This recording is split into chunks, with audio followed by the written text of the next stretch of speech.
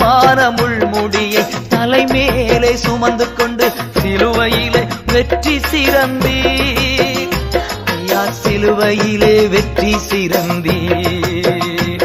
நீர் நல்லவர், சர்வ வல்லவர், நீர் நல்லவர், சர்வ வல்லவர். இரக்கத்திற்கு முடிவே இல்ல,